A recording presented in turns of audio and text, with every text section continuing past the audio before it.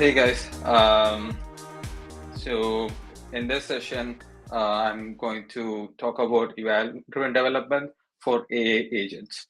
And I'm Shahul, one of the co-founders of Ragas, which is an open source tool for evaluating AI applications.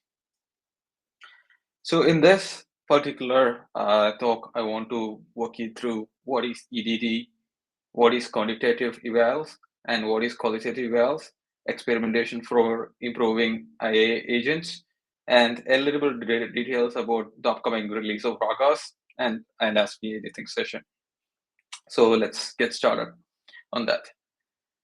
So yeah, first one, eval-driven development. It's a very common term, talked about much, but less practiced when it comes to building AI agents and AI applications itself.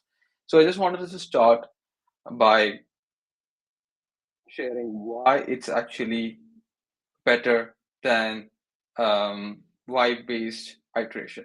So why-based iteration is basically when you just iterate on stuff and think about stuff and feel and iterate based on feel. So it's basically let's just try out stuff and see what feels better.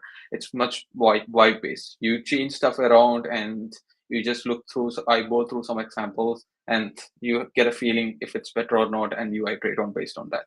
Eval development method, on the other hand, works on proper scientific method. We hypothesize, test, and validate, then act on that. So the when it comes to building scalable AI agents, when you have multiple team members and multiple stakeholders, why-based iteration often fails because vibes of different people can be very different. When it comes to evaluative development, since you have a very definite north goal and metrics and definite agreement on what is a good behavior and what is a bad behavior, you can formulate hypothesis based on that, test your hypothesis by running experiments and validate it, and then act based on it. So coming to agent evals, there are two parts of it. One is quantitative and other qualitative. The quantitative aspects of evals are much talked about, like metrics, cost, latency. We'll also cover that. We'll also cover these individual factors that are very specific to agent evals. But the qualitative aspects of evaluation specific to agent evaluation are not given enough importance than it should have, because many aspects of a system development is actually qualitative. You we will also delve into techniques like error analysis and attribution analysis that can be widely used when it comes to developing and improving AI agents. So yeah, let's start with the quantitative evals. When quantitative evals basically for AI agents mostly means four factors. One thing, first, matrices to quantify the performance of your AI agent. Second thing, the consistency of the agent. The consistency of agents can vary from agent to agent. So if an agent is less consistent or very consistent, acting consistently in very few iterations, that means that it's hard to put that agent into production. Third thing is cost. Fourth factor is latency. So cost and latency are common to any systems, whether AA or non-AA systems, and these factors also affect AA agent development and iteration. So let's get into the metrics part of AA agent development. So in AA, when developing AA agents, the metrics are used to quantify the performance of AA agent. So the first factor when it comes to starting starting to think about what metrics to choose for developing AA agent is to start. I would recommend to start with end-to-end evaluation metrics. Why? Because end-to-end evaluation metrics quantify the performance of the system as a whole, and this is what ultimately you are trying to optimize against. So if you are developing something like an SW agent or test SQL agent or a deep research agent, what your users ultimately care about is the end-to-end performance of the system. rather than the performance of your individual components. So that is also one good reason to start with end-to-end evaluation. It is the closest proxy to the satisfaction of the user that is consuming your system. So that's why I always recommend to start with end-to-end evaluation. Second part is picking up one or two strong proxies for success over multiple weak proxies. So this is a common error pattern that I have observed in while working with multiple teams in evaluation. So what happens is that teams usually pick up multiple weak proxies to quantify the performance of their AI agents. So when I mean weak proxies, that, for example, these are metrics like helpfulness, tone, coherence, relevance, etc., that does not really give direct insight on the user's satisfaction while interacting with your agent, right? So these are all meta information or inferred information that has less value compared to something like an agent's goal accuracy. So when a user interacts with an agentic system, the user cares a lot about, is the agent actually using the correct actually did the agent actually achieve the right goal that was actually asked by the user to do, or did it not. So these are the strong proxies that we can use to measure the performance of the system rather than weak proxies like helpfulness, coherence, relevance, etc. So in my experience, what we have seen is that using few strong proxies or strong matrices that directly correlate with your users' experience of the system is much more practical and important than using or having multiple weak proxies like helpfulness, coherence, relevance, etc. Another important point to mention here is always align when you are using LLM as judges. In many times when you are evaluating agentic systems like deep research agents or agents that or conversational agents, we tend to use LLM as judges to evaluate the performance or correctness of the system. Even with ground truth, LLM as judges should be aligned with human annotation in human reviewers in a way that LLM as judges has much higher correlation with human judgment. So uh, this would normally involve some kind of prompt tuning and additional few short optimization tuning so that the LLM as judge understands what is considered as right and what is considered as wrong. So the whole idea of aligning LLM as judges when used is to teach the LLM the decision boundary that the human annotator has in his mind.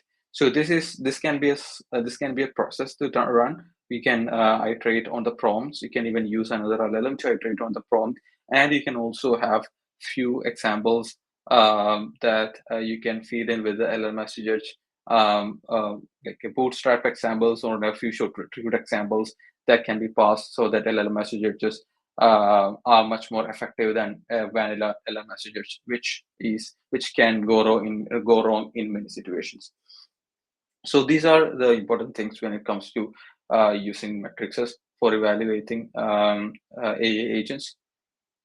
For example, here are some examples of the strong proxies or matrices that you can use in different use cases. In a text to SQL agent, execution accuracy can be treated as a strong proxy because whatever SQL whatever SQL or code the system produces at the end, it needs to execute in a way that it gives the same output as the ground truth SQL run by the domain expert. So this is a strong proxy compared to a weak proxy like SQL correctness or SQL semantic correctness. So a strong proxy is much more indicative of the user satisfaction compared to a weak proxy like something like SQL semantic correctness or SQL syntactic correctness, which can which is the baseline for what is expected. For example, an SQL produced by an agent can be syntactically correct, but still give very invalid results. Likewise, in a deep research agent, an LLMS judge with proper grading nodes and rubrics can be used to score the final reports generated by the deep research agent. In a conversational AI agent, goal success rate or goal success is a strong proxy. So whenever a user interacts with a conversational agent, it is assumed that the user has a goal to satisfy. So in goal success rate, we are trying to see if that goal was satisfied in interactive while interacting with the AI agent. So if the goal was not satisfied, that is a by definition a failure case of the AI agent, which is a strong proxy for failure. So when it comes to now that we have covered some important aspects of quantitative evaluations, those are matrices, how to choose the right matrices, and some examples of good matrices. The second thing is consistency. Consistency can be easily computed by running the same agent on the same task multiple times and measuring how much consistent results does the agent give each time when run independently. So if you're having some natural language answers, the consistency can be measured by again either using an LLMS judge or using something like semantic similarity. When it comes to cost and latency, these are well defined and understood matrices. I'm not diving into them much more detail in this one. So qualitative evaluation is much underlooked part of agent evaluation, which also prevents in many cases for teams to actually iterate. So why is even qualitative evaluation required? So the metrics uh, can only tell you why or how, what is the system's performance. It does not really explain why it failed. Consider a case where you have an SW agent or test SQL agent or a deep research agent, and you have an end-to-end evaluation metric that shows that the end-to-end performance of your system is 80%. So that means that of 100 in 100 samples, you have about 20 samples that failed your end-to-end evaluation criteria. So a quantitative metrics or end-to-end evaluation will only tell you that there are 20% samples that fail. It does not tell you why it failed or how you can actually improve your system that it doesn't fail the next time you run, right? So the idea in qualitative evaluation is to convert these 20 failed samples into actionable insights. So there are two techniques I'll cover in this presentation for you to do in a qualitative evaluation and get those actionable out of evaluation process. So the first process is error analysis. In error analysis, you identify what went wrong in the system's output. So if you have a deep research agent that produces a report of maybe 20 pages, it may have run for like half an hour. You can look at the final response and note down what actually went wrong in the final system output. So it could be something like the output does not have enough depth. The deep research seems to be vague in terms of knowledge. The second step is attribution analysis. An agentic system usually runs in loops and is autonomous. That means that it will take multiple steps before it actually gets to the final output. So the challenge here is when debugging agents is that uh, even though you know what went wrong, you wouldn't really know what part of the system or contributed to that particular error. So let's say in a deep research agent, I could look at the final output and write down that the output is weak or does not satisfy my criteria. But I would be very hard for me to actually attribute those errors to a step or a series of steps or a reasoning chain that caused it, right? So that is what attribution analysis means. So if you do attribution analysis, you'll understand that we'll understand which part of the system is actually causing the error in your agent. So let's get some more details into it. So in the error analysis step, the two steps is that you label the failures. So you look at the 20 samples or n samples that have failed your evaluation run, and you can do a manual data inspection to see and note down hypotheses like incorrect answers, reasoning mistake, tool misuses, hallucination, etc. And also you can also identify the which step the failure occurred. The failure might have occurred in a tool calling step, or the failure might have occurred in the reasoning step or anything. So that's what you do in the error analysis part.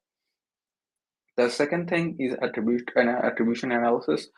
In this, you not only you analyze which component contributed to the faulty step, rather than why it actually happened. So in this case, let's say you have an agent that gave incorrect results or hallucinated. Now your job is to understand which step in the agent loop iteration actually caused this particular hallucination. Did it come out of some faulty memory mechanism, or did it come out of some faulty tool usage, or is it because of some kind of back retrieval? So this is attribution analysis. You are trying to attribute a particular error in the system to a set of a step or a set of steps in the agent iteration. So I also have a a simple example for this that I have prepared. So this is a simple agent trace viewer that I use for developing or viewing agent traces.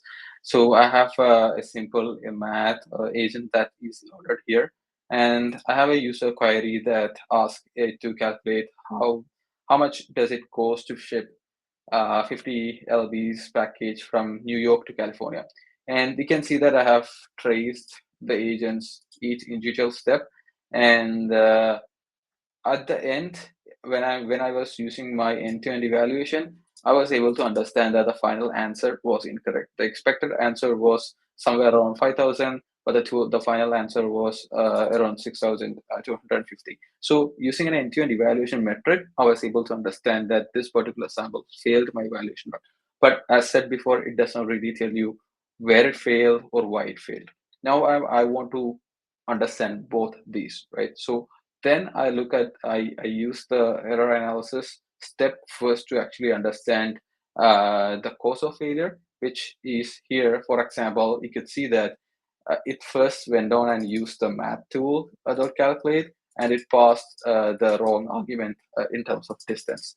So I can note down that I have here note down that the agent used math tool instead of shipping lookup tool, and now I am going one step ahead and trying to find out what in the system or in the agent caused it to do this particular error, right? So if I look further or do some more analysis to understand where this come from, I could understand that the word calculate actually triggered the math.calculate function in this particular LLM agent. So when the user asked to calculate, it thought that it should use calculate function instead of actually using shipping tool. So I can also note down the particular error associated attribution associated with this error. So next time I iterate, I could understand the higher level patterns of errors that are caused by different reasons in building AI agents. So I'll get back to my slide again. Right. So these are the steps that you can actually do to evaluate and improve your AI agents. So to just have a recap, first thing would be to have a quantitative evals. And when it comes to quantitative evals, we will have a set of one or two matrices that are strong proxies for performance of your system in an end-to-end basis. Second thing will be to have a qualitative evaluation pipeline where you actually do two steps. One thing is error analysis, second thing is attribution analysis, and understand where exactly is your agent going wrong.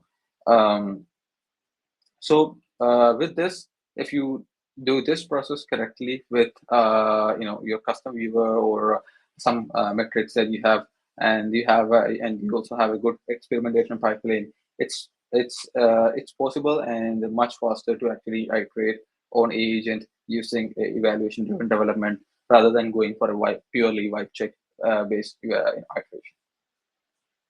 So here I also wanted to give a small update on the next release of Ragas, which is centered around the ideas of datasets, experiments, and matrices. So the idea is that different teams uses different ways to organize and run their experiments. Some teams uses Google Drive, some teams uses Box, some teams uses local file system to organize and run their experiments. So Ragas now supports running and orchestration of these experiments on different backends. You can configure datasets in anywhere and have an evaluation script associated with any of your project that can be run anytime you make changes or iterate on your system.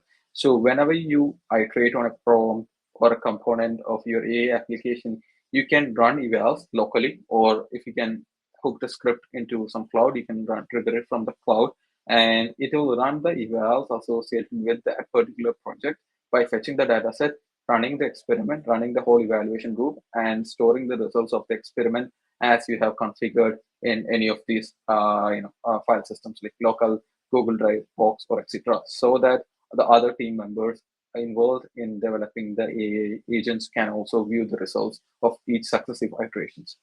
It also is based on the idea of custom metrics. So now, as AI systems evolve, we have seen that more successful matrices are built custom by teams, and there are heavyweight items associated with matrices like aligning LLM judges, having it serializable and sortable and retrievable and reusable across projects and everything. So those parts are the ones that Ragas actually handles. And you can check out the new docs in experimental, and I will open up the session for any questions that are there. Awesome, thanks. We're a little tight on time right now on the schedule, but we do have time for one question that'll pull from the chat. Ricardo asked, have you ever faced any scenarios that couldn't be solved through this method, or ones that it was really hard to apply it to? What did you end up doing? Yes.